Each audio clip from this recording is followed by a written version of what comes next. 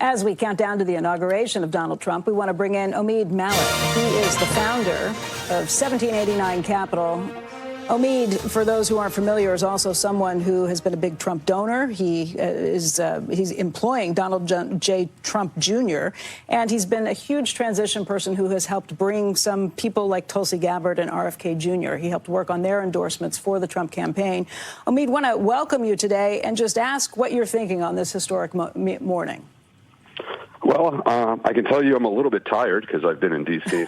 since Thursday morning, and it feels like it's 3 weeks. But it's been an incredible experience to be here and just see the outpouring of support from, as your colleague was just saying, so many different groups from the United States that have come together to build this pretty magnificent coalition, actually. I guess Eamon was kind of pointing to some of the potential stressors in that coalition. It's a coalition that's a tight coalition at the moment, but there are potential cracks. What do you see as somebody who kind of moves back and forth between many of these factions? I think to a certain extent that's correct, because so many of the, I guess, factions, if you will, that comprise that coalition were not present, first time around in 2016, including myself, frankly. But I think that strengthens it. And as we work together, we're going to encounter certain issues that are novel, particularly like the one you're referring to with TikTok.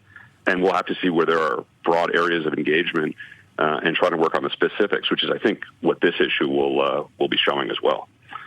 I mean, let's talk about the situation with TikTok. It's a situation where President Trump himself was not always a fan of TikTok. He was not in favor of it being allowed to stick around at first. He changed his mind over the course of the campaign. And look, in all honesty, there are a lot of young people in particular in this nation that are reliant on it. There are businesses that make money off of this, and that's something that he stressed yesterday at his rally at the Capital One Arena. How do you see this playing out? Because straight on the face of it, the law is not on his side. He can't overturn it with an executive order.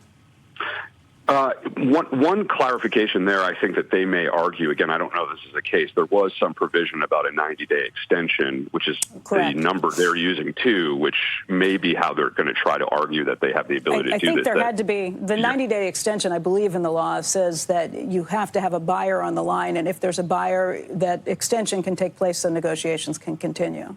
Right. And is that buyer the United States government? The tweet wasn't clear. Right, so that's what I'm saying. And we don't know, right, what's exactly going on behind the scenes there, whether it's the U.S. government or a big player, existing tech incumbent. So my question there would be, have those conversations already continued?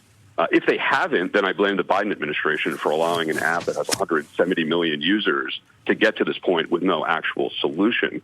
I'm also very skeptical of TikTok and Chinese influence in the United States. I even penned an op-ed all the way back in 2020 calling for TikTok to be banned. Now, that said, nothing really practical was done after the legislation was passed. I think an interesting solution also that was indicated in the tweet was that there should be a local partner. Now, you guys know this, but I'm not sure how many people appreciate that in order to do business in China, you have to have a local partner where either the government or some local entity owns 50% of your U.S. company. And in many cases around social media, they don't allow any of our companies to operate there at all. So a bit of reciprocity is something I'm in favor of. So if the end result the big question, though, the big question would be who owns the algorithm and who controls the information of the people on the app. I think those may be the big questions. A partnership might work, but would that mean that the U.S. partner would be responsible for both the algorithm and the control of the information of the 170 million plus people on TikTok from the United States? Let me be clear. That's exactly why I don't think we've had a deal yet, because without the algorithm, it's worthless. So just buying TikTok without that, you just have a name brand, but you don't actually have the power of it. And of course, the Chinese government and TikTok themselves have been remiss to allow that to be sold. So that's exactly what needs to be resolved. Yeah. It's Eamon Javers here. You raised a fascinating question here, which is the idea of the United States becoming an owner of TikTok. And I've got so many questions about how that would be executed, because you're right. If the U.S. does buy a share of TikTok, then that would give President-elect Trump the out that he needs to say there is a buyer at the table, therefore we can grant this extension under the law that's passed. The question is, who's going to pay for that? Is that U.S. taxpayer dollars on the line to buy a big share of TikTok? Is that, in effect, a partial nationalization of TikTok, at least in a temporary basis, in order for that share to then be sold out to some American tech company? That's exactly the hypothetical that I think would give them wiggle room under the law. Now, this is just me and you speculating, but I think that's how you would do it, and then you would broker a deal with a president who loves to make huge business deals. And again, I think that there's some real questions about the practicality of that, though, right? Of because course. Where do Congress has to appropriate funds? Where do the funds come from? How much money are the taxpayers on the hook for? And what happens if you can't resell it for the same value that you paid for it? Right, precisely. But the other option is, of course, that there could have already been negotiations going on with bigger private buyers that we're not privy to, which would then also, I think, have triggered the extension as well. So I don't want to rule that out either. But it will all come down to Becky's question around the ownership of the algorithm.